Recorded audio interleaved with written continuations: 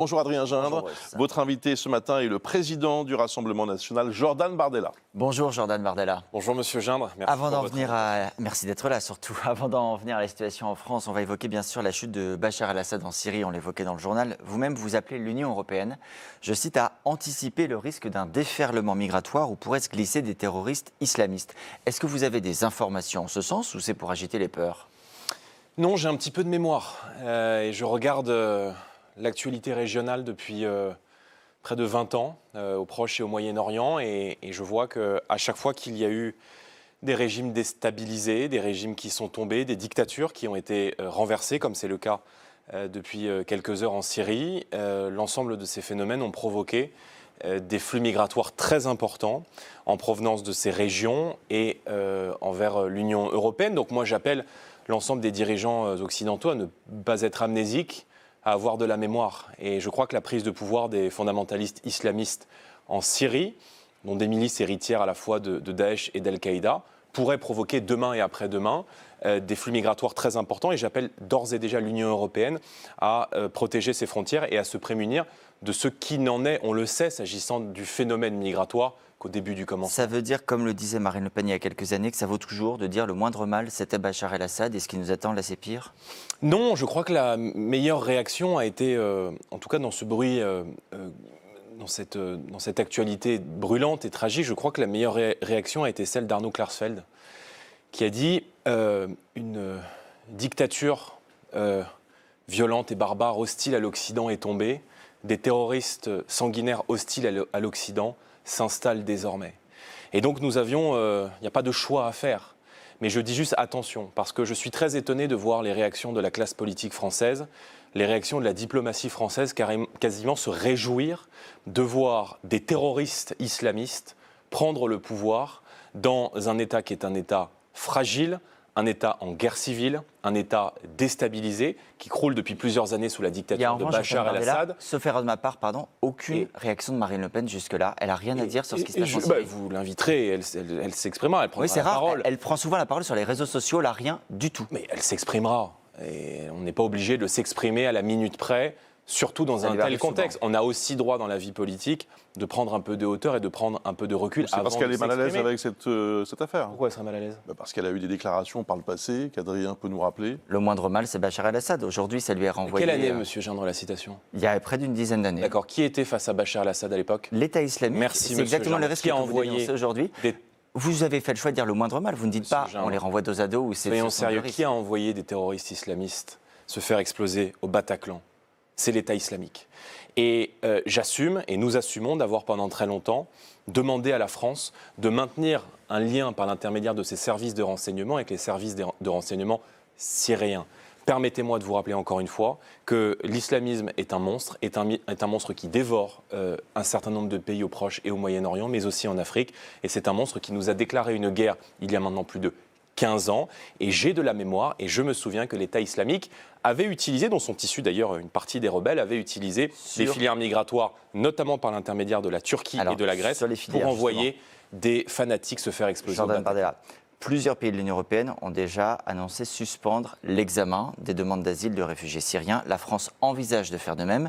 L'Autriche va encore plus loin puisqu'elle prépare, dit-elle, un programme d'expulsion de ses ressortissants syriens. Est-ce que vous souhaitez que la France aille jusque-là ? Oui, je pense qu'il faut, s'agissant spécifiquement du dossier syrien, inverser les flux migratoires. Nous avons accordé, je crois, ces 10 dernières années, 30 000 demandes d'asile sur les 40 000 demandes, dépôts de dossiers qui ont été effectués auprès de l'OFPRA. Or, on sait que beaucoup de ces profils sont des personnes qui fuyaient le régime de Bachar el-Assad. À partir du moment où ces personnes fuyaient le régime de Bachar el-Assad, je pense qu'on peut légitimement envisager non seulement la suspension des traitements des demandes d'asile liées à la Syrie, c'est ce que sont en train de faire beaucoup de pays européens, et je demande au ministère de l'Intérieur et au président de la République, puisque on a un gouvernement démissionnaire, de s'engager en ce sens. Et vous demandez aux Syriens de France de partir. Je pense qu'il faut organiser effectivement le retour de... On fuit un régime parce qu'on est menacé par ce régime. À partir du moment où ce régime est tombé, on peut légitimement étudier le retour dans le pays d'origine, premièrement. Deuxièmement, je souhaite qu'on renforce la protection des frontières françaises et européennes, et je souhaite qu'on restreigne la libre circulation dans l'espace Schengen aux seuls ressortissants des États-nations. Je demande également à ce que les demandes d'asile ne soient plus traitées sur le sol français, mais qu'elles soient traitées dans les ambassades et consulats des pays de départ, parce qu'il faut encore une fois protéger nos compatriotes du risque d'infiltration terroriste. Enfin, pardon, mais les gens qui ont renversé le dictateur Bachar el-Assad ne sont pas des enfants de cœur. Et si on pense que ces personnes vont installer là-bas la démocratie, les droits de l'homme, les droits humains, c'est une erreur dramatique ou à minima une forme d'ignorance de ce qui est en train de se passer là. Venons-en donc à cette actualité politique en France, puisqu'à 14h aujourd'hui, Emmanuel Macron réunit l'ensemble des partis politiques, ou presque, pas le RN, pas la France Insoumise. Il s'agit de discuter d'un gouvernement d'intérêt général ou à minima de la possibilité de le rendre possible. Est-ce que vous regrettez de ne pas être invité ? C'est un aveu, d'abord c'est un aveu de l'irrespect et de l'inélégance du président de la République qui, encore une fois, fait comme si 11 millions d'électeurs n'existaient pas. Quand on est dans une période d'incertitude démocratique, pas de mon fait, mais de sa responsabilité, puisque vous vous souvenez qu'au second tour des élections législatives, l'alliance entre Emmanuel Macron et l'ensemble de ses candidats et le nouveau Front populaire m'a privé d'une majorité. Les candidats uniques qui ont été présentés ont installé une incertitude pendant un minima 1 an, date qui pourrait être celle d'une nouvelle dissolution de l'Assemblée nationale. Quand on est dans une telle incertitude, quand on est dans une telle impasse démocratique, alors on parle à tout le monde. Nos électeurs ne sont pas des sous-citoyens. Donc vous y seriez allé ? Que ces propos... Vous y seriez allé ? Chaque fois que la République nous a convoqués, on a répondu à son appel. À chaque fois que le président de la République a souhaité dialoguer avec les partis d'opposition, je veux dire, on a le premier groupe aujourd'hui à l'Assemblée nationale, la première délégation de parlementaires nationale au Parlement européen. C'est normal qu'on puisse faire connaître non seulement les aspirations de nos électeurs, mais également nos propositions. Le souci, c'est surtout que si cette réunion est couronnée de succès, Jordan Bardella, vous perdrez votre pouvoir de censure. S'il y a un accord avec des forces politiques hors RN, hors LFI, il y aura suffisamment de monde à l'Assemblée pour que le gouvernement tienne. On est un parti unique face à nous. Un aveu de faiblesse pour qui vous, va des Républicains jusqu'au Parti socialiste, pardon, mais merci de cet aveu. Pendant très longtemps, on a vu la droite se donner aux macronistes. Aujourd'hui, on voit M. Wauquiez implorer d'entrer dans un gouvernement aux côtés du Parti socialiste. Le concept de gouvernement d'intérêt général prôné par le chef de l'État, vous n'y croyez pas ? D'intérêt général avec sans les 11 millions de gens qui ont voté pour le Rassemblement national ? Avec 100 2 tiers du Parlement ? C'est ça que ça veut dire.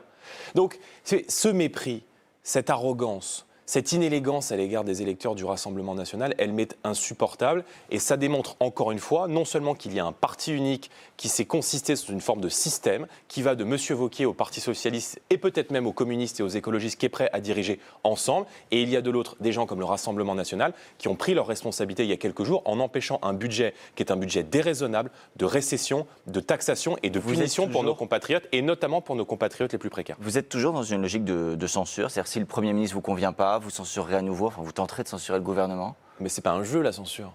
Pourquoi est-ce qu'on a censuré ? On a censuré parce que Michel Barnier, qui s'est présenté comme un homme de droite, a présenté un budget socialiste et voulait alourdir la fiscalité de 40 milliards d'euros supplémentaires, augmenter le coût du travail, pas de problème avec un Premier ministre de gauche, médicaments. Pas de problème avec un Premier ministre qui s'appelle Xavier Bertrand. Cet été, je crois me souvenir que vous aviez mis un certain nombre de vétos sur des Premiers ministres. Il n'y a plus de veto. Veto sur un Premier ministre issu de la gauche.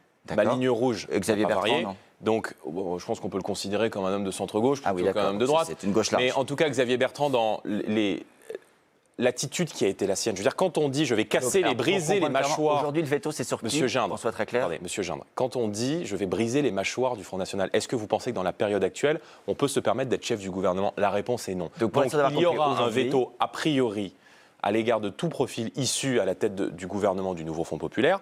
En revanche, on est parfaitement disposé à se remettre autour de la table avec un Premier ministre qui serait par définition issu de la droite et du centre pour rediscuter du budget et faire en sorte que ce qu'on a considérés comme étant des lignes rouges, et qui sont des lignes rouges pour nos électeurs. On ne touche pas au pouvoir d'achat dans une période où les gens n'arrivent plus à boucler les fins de mois, on n'affaiblit pas la croissance et la compétitivité de l'économie française, et on doit faire la chasse à la mauvaise dépense publique. Ça, pour moi, c'est des lignes fondamentales pour faire avancer le pays. Jordan Bardella, hier encore à votre place, le ministre démissionnaire du budget dit, alors que vous prétendez défendre le pouvoir d'achat, le barème de l'impôt sur le revenu ne pourra pas être revalorisé à l'occasion de la loi spéciale. En clair, tant qu'il n'y a pas de budget, les impôts vont augmenter. Ça veut dire que vous êtes condamné à permettre au prochain budget d'être voté. Sinon, les impôts des Français augmenteront. Mais je veux bien que la parole de monsieur soit parole d'évangile, mais en l'occurrence, c'est faux. En quoi c'est faux ? C'est faux. Dans la loi spéciale, vous avez parfaitement la possibilité d'indexer le barème de l'impôt sur le revenu. La dernière fois que ça a été fait, ça remonte un petit peu, c'était en 1979, ça n'a posé aucune difficulté, à moins que le ministre démissionnaire souhaite saisir le Conseil constitutionnel souhaite anticonstitutionnel. saisir le Conseil constitutionnel pour obliger les Français à payer de l'impôt en plus. Donc tout ça ne tient pas la route. Les tickets Et ce restaurants, que je note, qui concernent beaucoup de gens qui nous regardent ce matin d'ailleurs, qui ne pourront plus les utiliser au supermarché. c'est faux. Et ce que je note, Comment ça, c'est c'est que, faux ce que je note, c'est que toute la stratégie de la peur qu'on nous vend depuis une semaine, où on nous explique que l'économie française va s'effondrer si M. Barnier et Mme Gentet s'en va, tout ça n'est pas vrai. Et je pense qu'il faut arrêter de faire peur aux Français. Et je vais même vous dire, même le président de la République l'admet lui-même.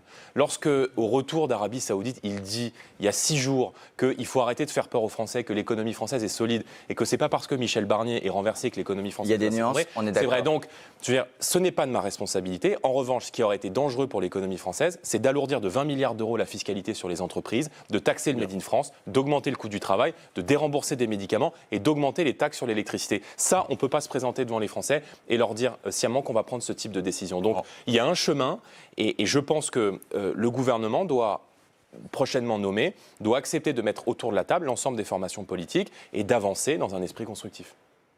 Merci beaucoup. Ce que je cherche chez Fayard, vous avez trouvé, ça y est? Le livre.